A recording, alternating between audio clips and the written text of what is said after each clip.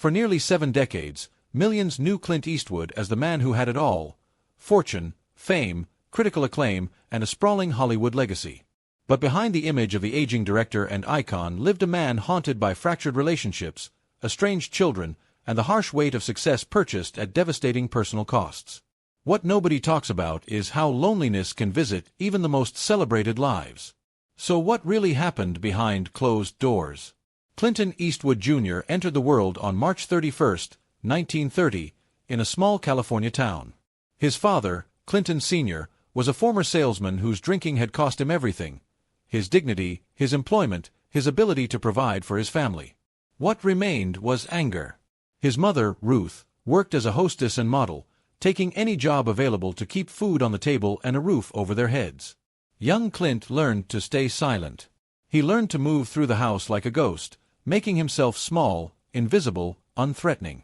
Between California and Missouri, the family drifted. Schools came and went. Teachers remembered him as a quiet boy who sat at the back of classrooms, watching other children play without joining them. There was a distance in his eyes, something wounded and already resigned to solitude. Friends from his childhood later reported that Clint was the kind of kid who fixed things with his hands instead of speaking about his feelings. He built things. He watched films alone. He never complained. The psychologists might call it survival instinct. Clint simply called it life. His younger sister, Jean, remembered him as the protector, the one who stood between their father's rage and the rest of the family. But protection came at a cost. It meant absorbing the pain silently. It meant learning that vulnerability was a luxury his family could not afford. The wound was simple but devastating. A boy who needed a father found instead a stranger consumed by demons. A boy who needed stability found instead constant movement, constant fear. What Clint did not know was that this childhood would become the blueprint for every decision and every heartbreak that followed. In 1958, at 28 years old, Clint Eastwood was cast in the television series Rawhide as Rowdy Yates, a ranch hand with few words and a steady nerve. For 7 seasons, he played the role that would change his trajectory. The character was strong and silent, a man of action rather than emotion, someone who solved problems through sheer willpower and an unwavering moral code. Millions of viewers watched him week after week and believed they were seeing the authentic Clint Eastwood. They were not. What they were seeing was a man playing the only version of himself he knew how to show: controlled, distant, emotionally unreachable. During these television years, Clint married Maggie Johnson, a woman he had known since high school. According to biographers and friends close to the couple, their marriage was cordial but emotionally hollow. They had 2 children together: Kyle, born in 1955, and Allison, born in 1972. But the marriage functioned more like a business arrangement than a partnership. Clint went to work. Maggie stayed home. They shared a house but not a life. Then, in 1964, director Sergio Leone discovered Clint in American television and invited him to Italy to star in a low-budget western called A Fistful of Dollars. The film was revolutionary, violent, stylish, and unlike anything audiences had seen. Clint's performance was minimal. He delivered most of his lines with a squint and a gesture. Yet something about that minimalism captivated the world. By the time A Fistful of Dollars premiered in 1965, Clint Eastwood was no longer just a television actor. He was a star, a global phenomenon. Critics and audiences noticed that his on-screen persona matched the public figure perfectly. The same stoic distance, the same emotional reserve. What they could not have known was that the distance was not an act. It was survival. It was the only way Clint Eastwood knew how to exist. Success piled onto success. For a few dollars more, in 1965. The good, the bad, and the ugly, in 1966. By 1972, he had moved behind the camera and directed High Plains Drifter, proving he was not merely a performer but an artist with vision. The higher he climbed, the fewer people he could truly trust, and the pattern of broken relationships would soon accelerate. In 1966, while filming The Outlaw Josie Wales, Clint Eastwood met Roxanne Tunis on set. She was a stuntwoman, tougher than most men, capable, fearless. Where his marriage to Maggie was a cold formality, Roxanne offered something different: genuine connection. She understood the demands of the industry. She did not judge his ambition. She did not expect him to be someone he was not. Their affair began quietly and lasted for more than a decade, concealed from public view and from Maggie. What started as passion became complicated when Roxanne became pregnant. In 1972, she gave birth to a daughter named Kimber. Clint was faced with an impossible choice: acknowledge the child and destroy his marriage publicly, or deny her existence and maintain the facade. He chose the second path. 4 years, Kimber Eastwood lived as a secret, a child with her mother's last name, barely acknowledged by her famous father. Friends and colleagues knew. Industry insiders whispered. But the public did not know, and Clint worked desperately to keep it that way. According to court documents and interviews that emerged years later, Clint established a financial arrangement with Roxanne. He paid for Kimber's upbringing. But he was not present for birthdays, school plays, or the thousand small moments that constitute fatherhood. He was a provider, not a parent. The compartmentalization was perfect and perfectly cruel. Clint had built 2 separate families in 2 separate worlds, and he moved between them like an actor changing costumes between scenes. What he could not have predicted was that the weight of this deception would eventually crush him, and that his children would be the ones left standing in the rubble. But keeping this secret came with a price that would ripple through 3 generations of Eastwood family members. By 1972, the cracks were visible to anyone paying attention. Clint's marriage to Maggie was deteriorating visibly. Colleagues on film sets noticed his volatility, sudden anger, sharp impatience, withdrawal into silence even during social gatherings. He was working constantly, directing and acting in back-to-back projects as if running from something unseen. Dirty Harry, in 1971. The Outlaw Josie Wales, in 1976. The Gauntlet, in 1977. He was building a legendary career while his personal life collapsed in slow motion. His 2 children with Maggie, Kyle and Allison, barely knew their father. Sources close to the family reported that Clint was absent even when physically present. He came home late. He left early. His mind was always elsewhere, always on the next film, the next project, the next escape. Kyle grew into a quiet teenager, watching his father's distance as if it were a contagion that might infect him too.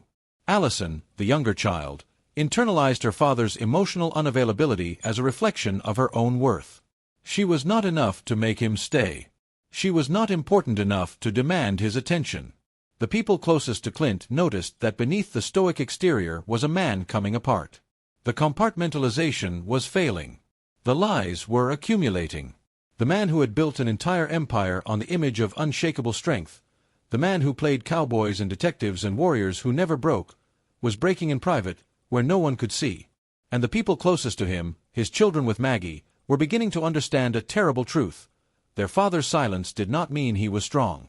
It meant he was abandoning them. His emotional distance was not a choice that made him heroic. It was a wound that made him cruel, even if unintentionally. What no one predicted was that this pattern of secrecy and emotional absence would repeat itself over and over again across 5 decades.